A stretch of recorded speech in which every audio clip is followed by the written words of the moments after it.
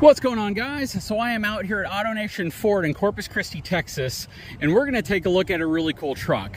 So in front of me are a bunch of 2023 F350 dual rear wheel trucks. Now this is cool because these are all chassis cab configurations. They're going to have a gross vehicle weight rating of 14,000 pounds, but they're going to have some interesting payload numbers considering the fact that they're chassis cabs. They have nothing sitting over the back that's going to reduce the actual number in terms of payload. Now they're not going to be as high as like a 450 or 550 chassis cab, but they're certainly going to be higher than your traditional 350. So we're going to take a closer look at one of these trucks, see what it's all about, because I know a lot of people are always interested in, do I get a truck like this and upfit it, whether it's a 350, a 450, or a 550, upfit it and add a hauler bed and use that to haul an RV, and we'll talk about that. Hang tight, I'll be right back.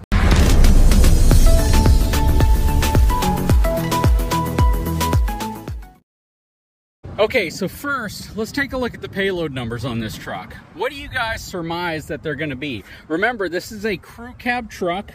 I do not know if it's four-wheel drive yet, but I'll find out here in a second. If it's four-wheel drive, that's going to take away from some of the payload, but if it's two-wheel drive, it's going to be pretty high. My guesstimation is it's going to be about 6,000 pounds. We did some photo magic here, and we switched to a different truck that was actually unlocked. So the payload capacity on this truck, which is not listed on the sticker right there, and it may not actually be listed on the truck because of the designation of this truck, the type of truck it is. But yeah, there's no payload number over here. There might be an axle rating. So the rear axle rating, 10,300 pounds. Gross vehicle weight rating, 14,000 pounds. I'm gonna surmise still about 6,000 pounds worth of cargo capacity for this truck. Anyways, let's look at the money shot. This is the stuff people really wanna see. So back here is the exposed frame rails on this F350 chassis cab. 1/4 inch thick steel. You'll see where they do this multi-reinforcement area where they tie in the boxed section, which runs from here all the way to the front of the truck to the open C channel at the back of the truck. Now, when you look at like that dually right there, which is also an F350, and if that one's unlocked, we might take a look at the payload numbers on that because it'll probably have it.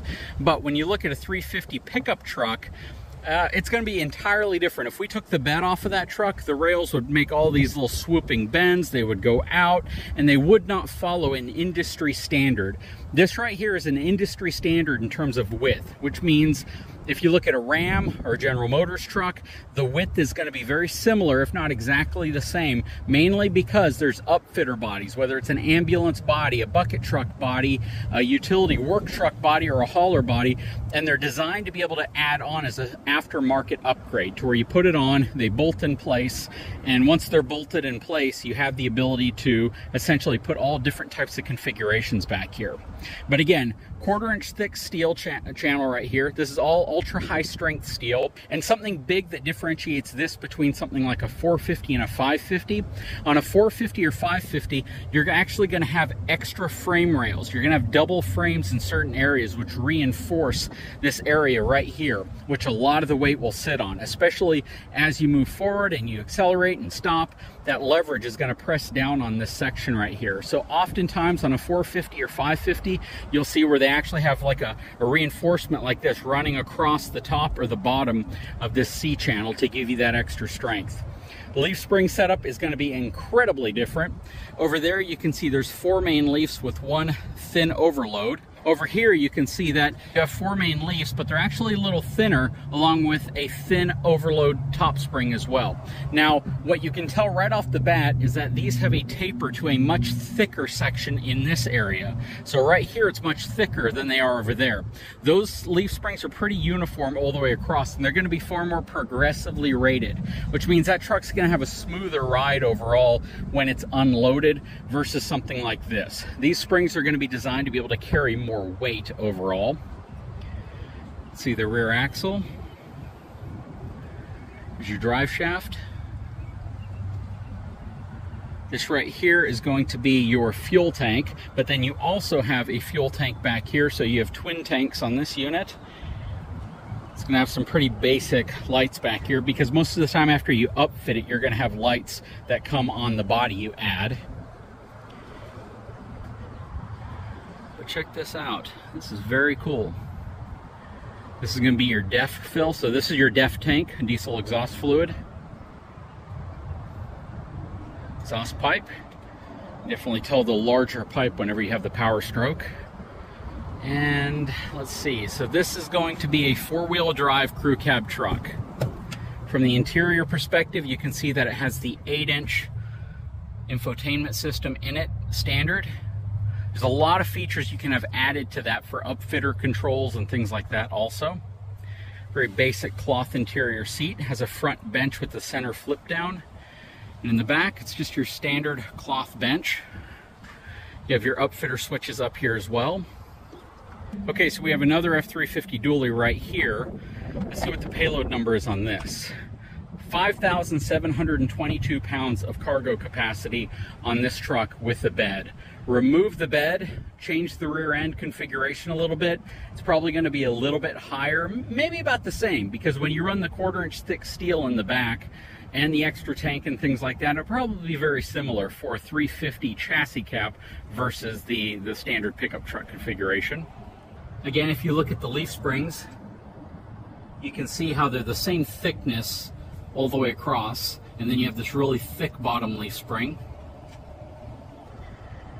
And then when you look at the chassis cab, you can see they're relatively thin right here, but they get really, really thick in this area. Very cool. What do you guys think of these trucks? I mean, these are really, really great configured trucks if you want to add a hauler bed on the back and you want to use this to haul something like a big fifth wheel. The cool thing about this truck is that you can really add whatever type of bed you want on the back of it, and it's going to give you that capability of doing what you need without losing the money you spent on that bed. Because if you buy like a standard 350, you're paying quite a bit of money for that bed, which means if you remove it, you're going to be essentially giving up that cost. It's almost like buying a fifth wheel with a really expensive pin box just to remove it and replace it with like a goose box. You're almost double paying. When you buy something like this, you're going to pay less for it because it's going to be a work truck configuration. You can get the truck itself configured as a Lariat, as I believe the highest trim. They might go higher than that now, but in the past it was Lariat was the highest trim you could get in a chassis cab configuration. And then you don't have to have the expense of a bed if you want to add your own bed to the back, like a hauler bed. But yeah, this is kind of the difference between the two. Two very similar trucks, both F-350, both dually trucks. This one having the standard bed, this one being a chassis cab. And for pricing, this truck has an MSRP of $69,625. Four-wheel drive crew cab. And let's see if we can find one of these with a price. And the price on this one is $67,710 with a pickup truck bed. This one is also, is this a four-wheel drive? So this is a four-wheel drive truck too. So they're both equipped with the power stroke. This one might cost more because of the fuel tank, I'm guessing. Typically you save a little bit of money.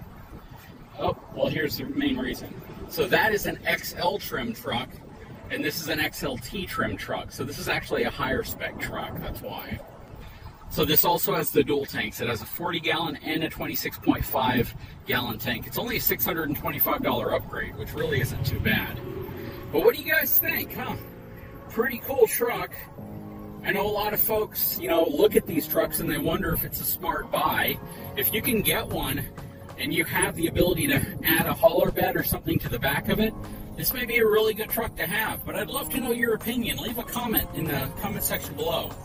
And if we're talking about engine and horsepower, the horsepower rating of these, I believe you can get with the same high output diesel as you can get with the standard Super Duty. Whereas if you go with the 450 or 550, it's possibly going to be D-rated. If you get them in a chassis cab configuration, from a pickup truck configuration, a 450 can still be had. That's a high output diesel engine.